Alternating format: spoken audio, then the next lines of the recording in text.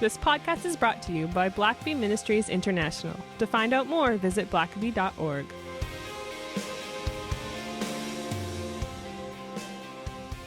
Well, welcome to the Richard Blackaby Leadership Podcast. My name is Sam. I'm your host. And this week we get to do one of my favorite things, which is bring another conversation with a great leader to all of you. And this week we have Kevin Beers. He was born and raised in Western New York as the oldest of 4 children, growing up in a pastor's family. Kevin has been pastoring for 23 years in the Buffalo, New York area, where he currently serves as the multi-site pastor and co-campus pastor, along with his wife Becky, at Revive Wesleyan Church, which recently launched its 5th campus in their hometown of East Aurora. Kevin and Becky love to camp, play games, and create memories with their incredible children, Isaac and Isabel. Kevin also serves as the chaplain for the Buffalo Sabres and has ministered to both players and staff in the Sabres organization for the past 4 seasons. And this is a great conversation, and if you've been listening to the podcast at all, you know how much of a diehard fan Richard is of the Buffalo Sabres. So this is a real special treat for Richard to be able to talk to someone so close to the Buffalo Sabres, and hopefully we'll see if this brings any change in the fortunes of his beloved Buffalo Sabres. So with that, I'll turn it over to Richard. Well, welcome everyone to this week's podcast. And this is one of my favorite things that we get to do when we interview someone who's a leader, an influencer. And this week we have someone very special to me. He's a newer friend that I've really come to enjoy hanging out with and working with. And his name is Kevin Beers, and he is a person of many responsibilities. He's a father, a husband. He is a pastor of a church, and he's also a chaplain. And any of you who've listened to this podcast will know that it is particularly exciting for me because he is the chaplain to none other than the Buffalo Sabres. And so, Kevin, welcome to today's podcast. Well, thank you, Richard. It's great to be with you. Thanks for having me, and greetings from Buffalo. And it's good to be on your podcast here today. Well, thank you. There's lots that you do, and I want to just really get some of your insights and thoughts on several different topics. But you are a pastor of a church. Tell us about your church, because it's a little bit unique in some ways. Yeah, I'm a pastor just outside of Buffalo, New York, a church called Revive Wesleyan Church, and I've been on staff here almost 20 years.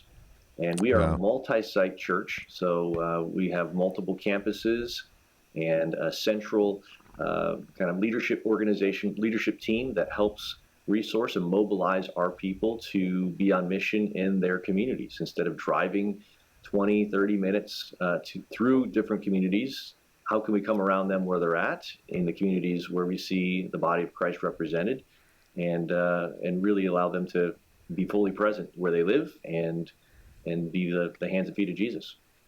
Yeah. It's so how many people on a typical Sunday, and how many locations would you have? Yeah, we have 5 locations right now. We just launched one just over a year ago, the one that my wife and I are co-pastors at. And there's typically anywhere from 1,200 to 1,500 people that are a part of our campus, our church body. Wow, that's you do something kind of interesting when it comes to putting your sermons together, and we talked about that.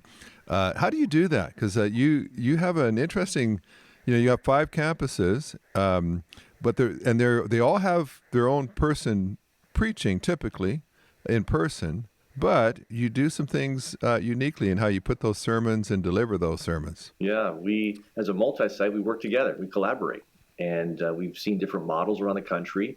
It's not something that we've invented, but just have learned from others who are already doing it ahead of us. But we really wanted to develop leaders, both lay and staff and pastors. And so we actually have a collaborative preaching team that together, we've worked together for a long time. We come up with the messages together weeks in advance, praying and preparing and collaborating through a writing process.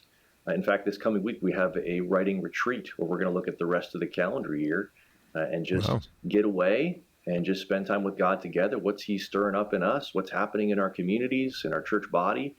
And together craft craft messages and present them with our own personal context and illustrations. Okay, so how does that go with illustrations? Because like you get together maybe a month out, you already have your sermon pretty well outlined and everything, and it's going to be the same passage, same points, and so on. But like, if you've got just a killer personal illustration that wouldn't work for the other four speakers, do you insert your own story, or how identical are those sermons? Yeah, like I said, the same core points, same key passage, applications the same. But for example, a message this weekend that we're preaching, I'm just looking at it here before I got on with you. We're actually looking through the book of Ephesians, looking at Ephesians 4 and looking at the unity in Christ and how he talks about that unity. And all of us have young kids who are communicators, and all of us love Lego. And so we're going to use the illustration of, in fact, we all got some kits for us to do with our kids that we're going to bring in as an illustration of the body working together with all of its parts and the different positions of leadership. And so, yes, they're all going to look different, but we all have been working on something very similar, and be able to bring that piece of the message ourselves and better each other through that process. What's that experience like? And to be able to share from our own personal context. So that's just one example of how we get an idea, spur on one another, all coming from the text, starting with the text, and exegeting the text to then say, okay, how can we connect with people in a way that relates in our communities, with our personalities and our interests? And the beauty of this is most of our campus pastors, like I said, we've been working together for a long time. We actually started in youth ministry together. And if you understand youth ministry, the idea of you have to capture someone's attention right away before before even presenting the gospel. So, and understanding you have a limited amount of time to do that. And so it's just been a collaborative nature and process that we've had for a while. And now we've expanded it to include even people outside of our initial group, where there's anywhere from 10 people to 12 people that are a part of our team. Like I said, many of those are lay, and even other churches who are interested, not even from our denomination, who are just interested in the process and want to learn. A good friend of ours who has a church in the city, an African-American congregation, he joins us, and we want to have his perspective. What's it look like in the city of Buffalo? And so he'll join us for different series, or it's optional for churches that are not a part of our organization to join us, but often we just have an alignment of heart, or just even study scripture together. So it's really a unifying process. Well, I know just being a pastor and having to put a lot of sermons together over the years, that could be, sometimes it just doesn't come easily, or maybe you just can't think of a good illustration, week after week, you got to crank that out. And I'm thinking, if you're sitting in a room with 9 other guys, all the folks in that room brainstorming and racking their brains and Google searching different things, like it must be interesting just what you come up with. Oh, sure. And there's a lot of what we call cutting room floor material. There's a lot of stuff that we say we need to save that for later, but that's not really what this is for. But a lot of it is, we'll think way out, like I said, typically 6 to 8 weeks. And from there, one of us will say, you know what, I'll take the lead on this. We've got the kind of the bones of the message where we're going. Let me come back with a manuscript with all of our ideas, and then we'll process it together. So there's vulnerability there for sure. There's a lot of trust that needs to be built there. And sometimes we do just need to say, I need help. I don't know where to go from here. but we have that. We have that support around us. And so it's a very rewarding process once you're used to it. It's getting used to that process, that's the hardest part. Yeah, because that would be foreign to a lot of folks, but very intriguing. I love the fact that you can work together that closely. That says a lot about your team. We talked a bit about this when I was up with you a little while ago, but spiritually, especially in the area, upstate Western New York, like where you are, what are you seeing in the church and in church ministry? New York, it took a while to get out of the COVID season and a lot of the restrictions. Mm-hmm. It was pretty hard on you guys there for a while, but coming out of that, what's it like doing church now? What's different than before COVID? I think there was a deep hunger for, like you said, New York had a lot of regulations and We wanted to submit to our authorities and at the same time not give up who we are, realizing the church is more than just a weekend experience, but people longing just for connection and Yeah. and really people that are fully in, that are ready to be on mission, right? We call it like a lot like experiencing God. We use the term, we want to participate with what the Holy Spirit's doing. And so we just see a lot of people, almost like there was a weeding out of people that were just attending just because they wanted to attend. Now these people are solely focused on, okay, I'm called to be a part of the body. My part is this. How can we work together? So there has been an awakening in a lot of ways and a lot of pruning in many ways too. Yeah. It's different, isn't it? Do you see a greater hunger just among the non-churched when you talk with them? Are you hearing anything different than you were hearing before? Yeah, I think just all that's happened in Buffalo in general over the last year. We talked about COVID too in New York State, but then just the mass shooting that we had last May in the city, that was on national news. Our weather has been ridiculous, right? So there's just been a lot. We've had 2 blizzards in the last 2 months, one being 5 feet where we live and the other being 3 feet, like in a matter of days. The people of Buffalo are tough-skinned, they're loyal, and they don't really take much junk. Like they just want to get right to the heart of where stuff is, because we've been through a lot, just as including our sports teams have been through a lot. So there's a loyalty there. And so people are they're wanting to know truth. They're asking questions. And this was kind of a reset with COVID, coming back out of that, for people to say, why do I do what I do? Why do I believe what I believe? And so let's open up great conversation. Yeah. Well, we've got to talk about one of my very favorite subjects, and that is, of course, the Buffalo Sabres. And now you don't know this necessarily, but Sam will periodically begin our podcast by trying to bring up the Sabres when he thinks they've been on a bad stretch or something. But lately, it's been easier for me to respond when he is an obnoxious son-in-law. But you have the privilege. Now, I think it's since I want to say 73 or 4, about maybe 73, that I first started cheering for the Buffalo Sabres. And so really for 50 years, for half a century, without yet a cup, although twice we should have had one. But I watched both those series back against the Flyers way back in the 70s that we should have won, and then against Dallas, of course, with the non-goal. That's right. But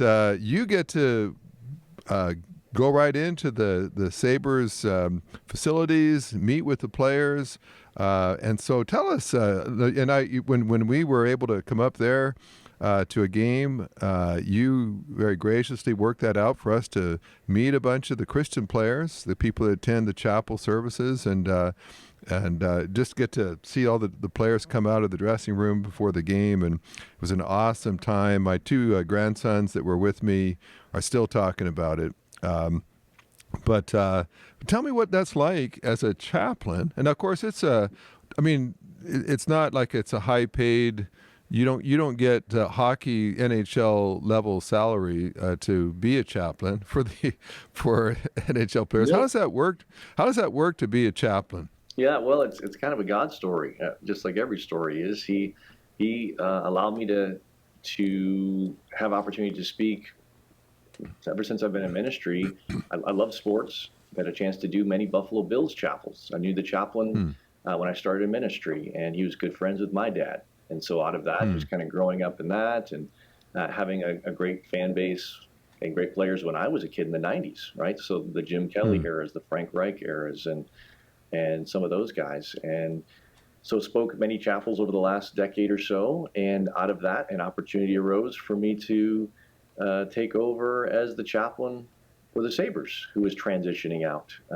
And so didn't really even know what it meant to be a chaplain, knew what it meant to speak and to come in and do a one-off once in a while, but really learned through my friend Mark, who's connected with HMI Ministries, which is Hockey Ministries International. They're connected to the NHL, the AHL, and actually 33 other leagues around the world. Wow. Was founded by former NHL players who wish they had what they now offer current players, which is just that network of the kingdom, and also the support of pastors like myself walking with players who are often 21, 22, up to 26, as young as those guys. Even Owen Power's 20 years old, who are just wanting to have people in their lives to walk with them in faith. Wow. And so I know some things, there's some things you have to be careful not to do. Like what kind of tightrope do you walk as a chaplain? Because I'm sure there's lots of people even listening that would say that would be so cool to be a chaplain to a professional sports team. But there's some things you have to be careful about what you do or not do. And then what are the kind of things that you can do? What kind of ministry would you do during a normal week? Sure. And this is all I've learned. And this is my 4th season, just learning that, right? What's the difference between being a pastor and a chaplain, and what's it look like for different teams and sports, and what is my role? And so it really depends on the culture. And so the culture over the last even couple of seasons with the Sabres, because of COVID and different GMs, it's been different each year. But typically my touch point has been with 1 or 2 core players that I've known, along with a relationship with a general manager, to be able to know where is my stance, like where can I go, where is intrusion and where is acceptance. And so just really having the posture of how can I serve. One of the things that my friend Mark, who was the former chaplain, who's now actually the chaplain of all the NHL chaplains, he basically pastors us and resources us. He said that the best thing you could do is just go in and be someone who doesn't ask for anything. Just be someone who's there to serve everyone you come in contact with, whether it is a security guy at a door, to the facility maintenance people, to the coaches, players, staff, whoever it may be a consistent, trusted presence who is there to serve, because everyone else in these players' lives, they want something from them in some way, even if it's just an autograph or a picture. So what does it look like to just simply say, I'm here to serve, I'm here to give, which is just opposite of what they're used to. Yeah, and I know you've been really careful about that and tried just to give, and we've been thrilled to be able to help with that and giving some like of our materials, like our devotionals and things, and that's been fun just to, because they're probably more used to being asked for what they can give than people that just come alongside them. But some of these guys, I mean, and some of the Sabres, they were, I think maybe on opening night, they were the youngest team in the whole NHL. And you got even 19-year-olds, a Darlene or some people like that come in at 19. What kind of needs do they have? Because like you watch them on TV and it's like larger than life, these very talented world-class athletes, but you see them, and even when I got to meet some of them after the game, like, they're so young, Right. So, I mean, they've been around, and they've seen some things. They make a lot of money, but they're kids, really. They're still so young. What kind of, maybe are there some misconceptions about professional athletes? Because on game day they look larger than life, but you see them when it's not game day, and they've got various challenges. I'm sure there's got to be some unique pressures on being a professional athlete. And so what kind of needs might they have that, other people in other lines of work might not face the same way? Sure. A great question. And thank you too for resourcing us. I know that the players appreciate that. I appreciate what you guys have done from Blackaby Ministries. Your generosity in that. And, but you think back to when you were in your early 20s, kind of all the questions you were asking about life and relationships and faith, and they have the same questions. So when it comes down to my interactions with them, I say, I want to talk about everything but hockey. Anything you want to talk about, because everybody else wants to talk about that. They want to talk about their performance or what they do or what their thoughts are.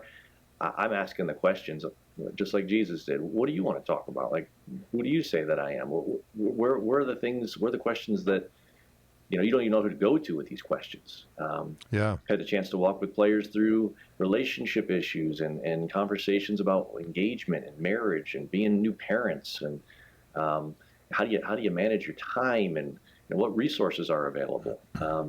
So when our chapels really are a Bible study, we just call them chapels. So guys who have faith and guys who don't have faith, it's just a common term that people will understand.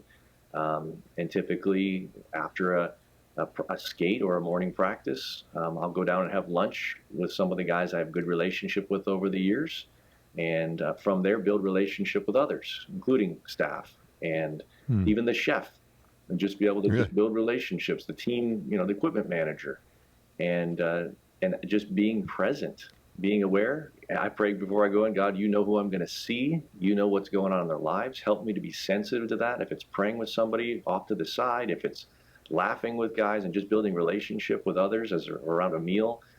And then when we get into God's word, as we hear story and testimony, as we ask questions and pray for one another, as we hear hard truth and try to figure out what does that mean for them and their schedule, which is crazy, even just their season life is so different than their off season in regards to just the time with the people they care about and love. And even making a regular rhythm is hard sometimes. So, so it really is just walking with someone and treating him just like anyone else, that they're guys who are young, who have all the temptations and pressures of this world, except it's on a huge scale that people can look at and critique, and they still have questions about identity and value just as much as we do.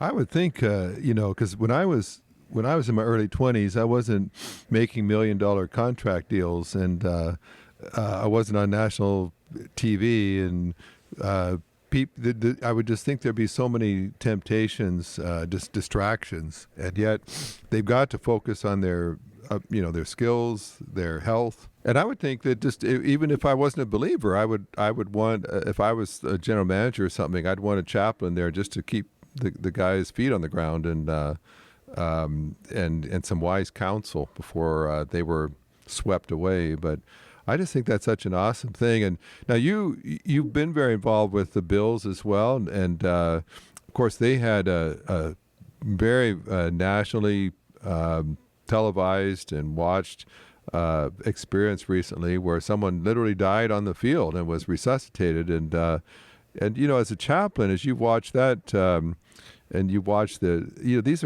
are very strong young athletes, and yet they're playing a dangerous game. And obviously the pounding both in hockey and football. But what did you see happen in Buffalo? And it certainly seemed like it got people's attention. And I know the Sabres were much impacted by watching what happened on the football team as well. What are there some repercussions from all of that you're seeing? Because when you're 22 and you're making a lot of money and you're the healthiest you've ever been, it's hard to sometimes, I guess, think about eternity. And yet all of a sudden one hit in a game and you might be facing it. Right. Yeah. There was an awakening for sure, for a lot of people. And the closer to the sport you are or were, that much more so. I know right away, even the chaplain for the Bills, he's good friends of mine, and we get together. He's encouraged me a lot, helped me to know what it looks like for him and his role. He reached out to me and other pastors on our staff and said, would you guys be available just to be able to process with some of our players and staff? And the same ownership owns the Bills and the Sabres, so I reached out to the general manager for the Sabres and reached out to the guys I'm connected with to just say, how you guys dealing with this? How you processing this? And the support of the community, the support of the nation was just amazing. And obviously we saw firsthand nationally, public prayer was accepted. You saw people on major sports networks that were able that boldly prayed on the air for him. So just that question, that conversation, does prayer work? And there were prayer visuals that were popping up everywhere. In fact, the next couple days after, they had a prayer vigil right outside the stadium. Many people gathered, and a follow-up after he came out of the hospital, and churches inviting fans to come out and be a part of these in our community. So and presenting the gospel, what it looks like to know the person of Jesus. So Yeah, it was when life happens is kind of the question we're asking. Life happened in a very real way, and so just walking with them through those times and celebrations of whether they're, one of our guys just became a dad, walking with him and his wife through that Hmm. process this last year, and then also when life doesn't go the way we anticipate, the Yeah. questions that arise, and helping them have a safe place where they can ask those questions. Hmm. Well, I know even just some of the Christian guys on the team, they're just because you're Christian doesn't mean that you play regular shift or that you don't get set down to the minors or put on waivers. And that's got to be hard sometimes. You're praying for, and I know at times, just because I know some of the backstory from you, that sometimes a Christian player might get traded, and he might get traded for another Christian player. but Right. but I do know in the NHL that that's of all the major sports leagues, they probably have the fewest Christians in it. I know baseball, football, a lot more Christians, just maybe because of where they draw players from. But hockey, of course, a lot of Canadians, a lot of Europeans, Eastern Europeans. That it's just a much lower Christian percentage. And so any particular challenges that you see just trying to reach hockey players? Because I grew up around hockey players, and I saw the kind of pools that they were drawn from, and often very non-Christian pools of young Canadians that was their religion, was just hockey and making it big. And any way, even churches, if just in general want to reach athletes, and whether it's the local college or high school or even the professional team, what can Christians do just to be a support and encouragement to reaching athletes? Sure. I think you're right that hockey is darker when it comes to faith than a lot of other sports. Probably one reason why is because of the rhythm and the pace and when people start. A lot of these guys, they've said from the time they were able to walk, they've been on skates, and typically, it's more of a northern or around the country or Canada kind of driven sport. And so from there, compared to like college football or whatever system you grow up in, whatever sport you're in, where they have games on Saturday and Sundays, kind of the day, Bible Belt, that's the day you go to church. For hockey, that's the day you travel to tournaments around the league, around the country, around the, so a lot of these guys have never been in a church setting until later in their high school, college years, and just were not grown up in the faith at all because they were always traveling around the road. And so I think, to answer your second question there, is to, be who you are with the faith that you have. Someone like Tage Thompson, who has such a strong faith, who grew up in a strong Christian family, he took, in fact, HMI, the ministry I'm working with, they actually have these summer hockey camps that are discipleship based, that they disciple kids as well as, and young players, as well as train them in hockey, but also in the way of faith. And so to be able to kind of grow up in that and just have it be a part of your daily rhythm, whatever sport you play, be all there in your athleticism, but also in who you are in Christ. And so that's what has happened. And that's why this organization, HMI, exists, is these players now who do have faith or have come to faith are saying, we need to make this a part of our rhythm. And that's where chapels come into play. That's where conversations that are initiated by players, we work through players more than anything else. So it's those side conversations, the invites, the trust built, the discipleship, and using resources like Day by Day, the Experiencing God Day by Day, to have guys be leading their teammates and empowering them, equipping them. Well, and you mentioned Tage Thompson. I just think he's for those who don't follow the Sabres as closely, but if you follow hockey, you probably have seen that Tage is one of the top 3 goal scorers and point getters in the league. And he's got a wonderful Christian story, and you don't often see that where someone that just is openly Christian is having that kind of success. And just as you see and really a number of just key players for the team right now are Christians, which you don't always see that. And so there's something kind of special, it seems like, going on right now with the Sabres. But I've got to just ask you what your forecast is for the Sabres. Do you see them making the playoffs? They're about 4 points out or so. Yeah, Are they going to? I do. They're 23-19-3 right now, so they're over 500. We're 4 games over 500. We're doing well. We're still in the race. Tage is going to the All-Star game. Yeah. So that's. I was hoping that Darlene would get there too. He's number 2 in the whole league as a defenseman. I can't believe that he didn't get sent to the All-Star game. I know. But That's everybody's been rallying. They did this funny promo spoof where they had all the players nominating other teammates for that and having this big marketing campaign around voting because the fans get to vote as well.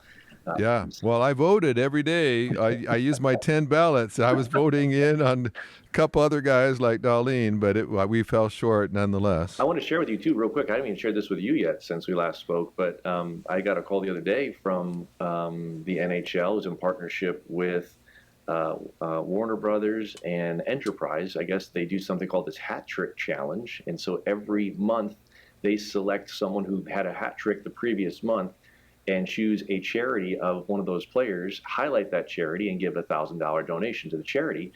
And Tage won that privilege this next month. So and his charity is HMI, Hockey Ministries International. So he connected me to them, and so they are producing a vignette for the All-Star Weekend, be on TV and in the arena, of Tage growing up through the ministry that I'm connected with.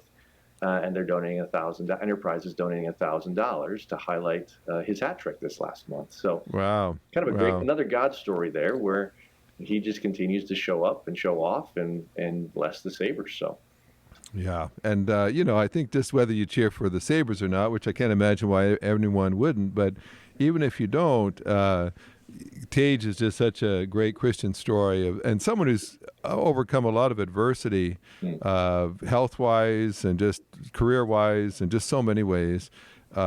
It's really rewarding and encouraging to see that God has just blessed his efforts, and he had a breakout year last year, but this year looks to even far surpass that. And so, you're calling on this podcast that the Sabres will make the playoffs. I'm saying they're making the playoffs. Yes. I'm with you too. I think this will be the first year in many. Any last words on Buffalo? Because poor Buffalo, they had the Bills back in Kelly's quarterbacking days. They went 4 years in a row to the Super Bowl. They set a record for a number of times to go and never win. What is it about Buffalo? I even if I wasn't a Buffalo fan, I would just want a Buffalo team to finally win a national championship. But what is it like there? You're right up there by Niagara Falls, beautiful place, beautiful countryside for Buffalo. But any insight? You mentioned a little bit about just the hardiness you have to have. You have to be good at shoveling snow to live in Buffalo. You were actually on a national. I know you did a video in a big snowstorm a couple years ago that was right up had just pretty well blocked your entire garage when you went to go out. So did you? What is it like? Help us understand just what a Buffalonian is like. Buffalonian is we're known to be the city of good neighbors. So when something happens, people are there quick to respond. And you always see, whether it's the Bills Mafia or people shoveling snow for someone else at charity organization, when something happens, people come around one another and support each other any way we can. If it's food, we have some of the best food in the country, in my opinion, in Buffalo as well. But also, when you have the invention of buffalo wings, we have to highlight that. That's right. You graciously took us to a Buffalo Wings, the birthplace of Buffalo Wings, the Anchor Bar. So, I think our good food came from kind of all that we've been through. That's how we medicate, maybe, is through good food.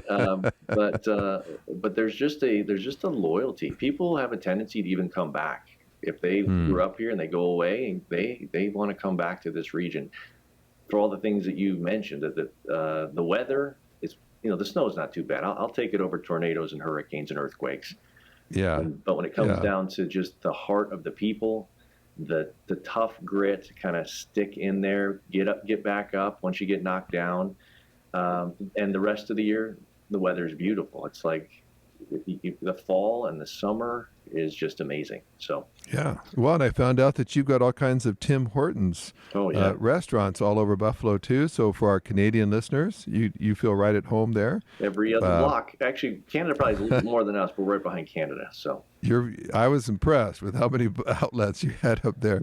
Well, Kevin, I knew that time would go by quickly, and I just think it's so interesting. Certainly, just ministering to a unique sort of group of people, and then also just being a pastor in a tough place and doing some really unique things, which I'm very impressed with, that I think just might intrigue some of our listeners who are pastors and speakers to maybe consider working on maybe some sermons with other pastors, even just studying together and digging up truths that they might both be able to use. But interesting ideas. And so, Kevin, I'm praying for you that you'll continue doing a great job ministering to those Sabres, keep them all spiritually healthy and focused. And I suspected that it might take an act of God for the Sabres to ever really be as successful as I hoped, and that's seemed like God's at work. He is, and thank you for what you personally, just what you meant to me, and just that God story. That's for another time, just seeing how our stories came together and how Blackaby Ministries and experiencing God impacted me growing up. And then I'll see the resources that both your father and you have put together, now your sons, to be able to see what God is doing for his kingdom and how I get a chance to kind of see all those worlds come together. And so thank you for having me. It's great to talk with you.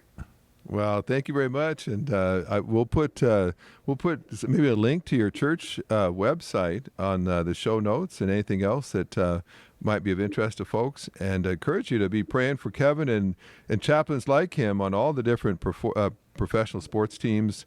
It's a very unique role, a challenging ministry in many ways, but one that can, I think, bear much fruit. And so be praying for Kevin and for his ministry there. And I look forward to seeing you next time and cheering on another Buffalo game here in the future. Sounds good. Let's go Buffalo. Thanks, Kevin. All right. See you. Thanks for listening to the podcast. If this is something you enjoyed, it really makes a difference if you leave a review and a 5-star rating on Apple Podcasts or wherever you listen. Don't forget to subscribe and share with your friends. We always love hearing from our listeners, so email us at podcast@blackaby.org.